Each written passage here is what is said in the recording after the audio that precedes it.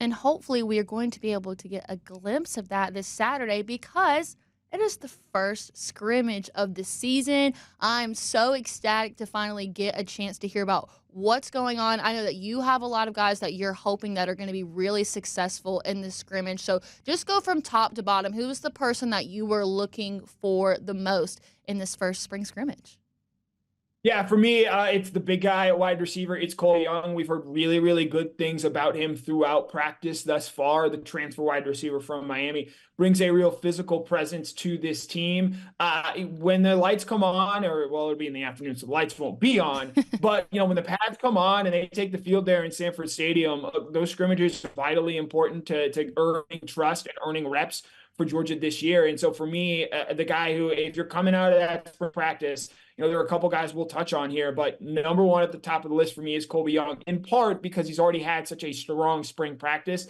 And if he's able to continue to build off that, I think that's just another encouraging sign for what he might be able to give Georgia this season. This has been such a strong group of people that Georgia picked up from the transfer portal. Did you think that Colby Young would be the guy that would have this much hype around him out of everybody that they brought in?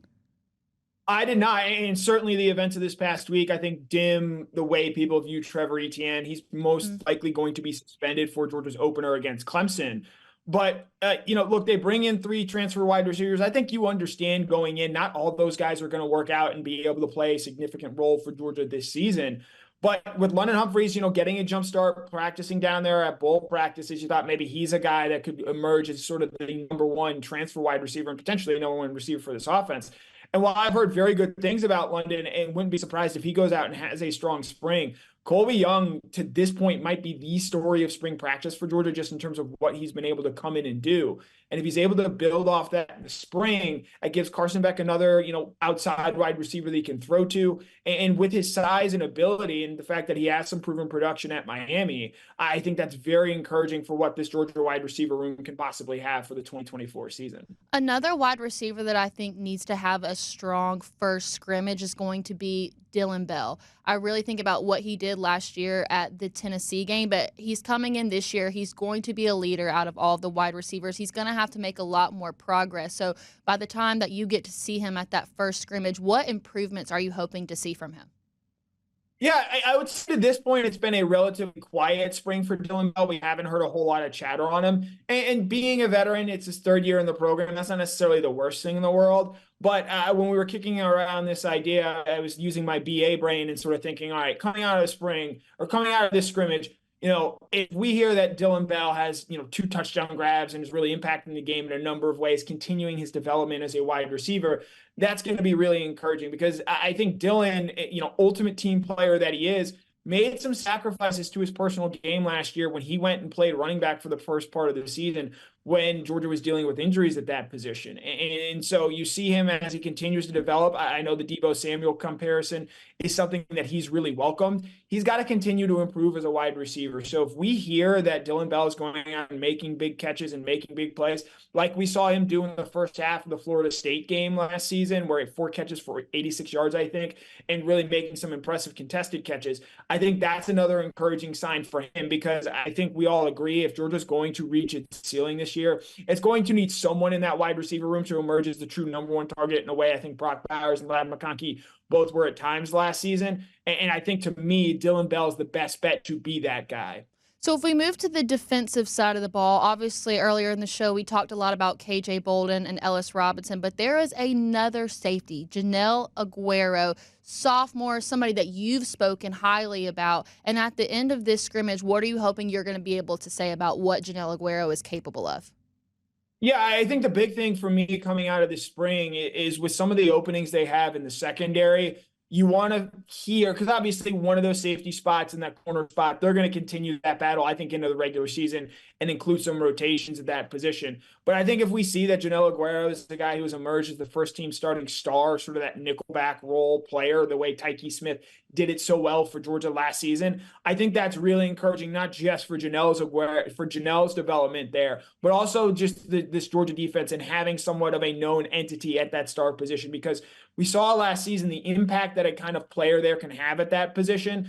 And I think Janelle Aguero has unique athleticism. He is a guy that can play both star and safety, and he's going to cross train and do both.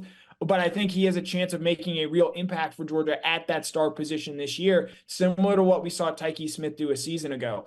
And this time last year, and certainly into August, Janelle was a guy that was getting talked up as a guy that could possibly play as a freshman. The way I think we were talking about KJ Bolden in a similar way, but ultimately suffers an injury in fall camp. That makes things tough sometimes to see guys through, and especially at the start of a season for a young player.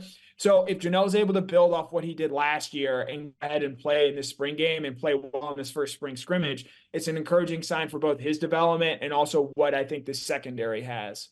With Smile Munden out, CJ Allen coming back, I feel like all eyes are going to be on this linebacker group. Is there anybody that you're going to be paying specific attention to? Yeah, as the leader of the Jaylen Walker fan club, he's had a very good spring ball accounts there, and they're really developing him at that inside linebacker position, because it's a chance to learn to grow. And when you watch Jaylen Walker play, especially when you see him coming off the edge, he is such a terror there, and it is obvious that he can be a real impact player for Georgia there. But I think when you went back and watched some of his 2023 tape when he was playing inside linebacker, you could see him sort of thinking through the game and I think playing a step slow in terms of reacting and reading things.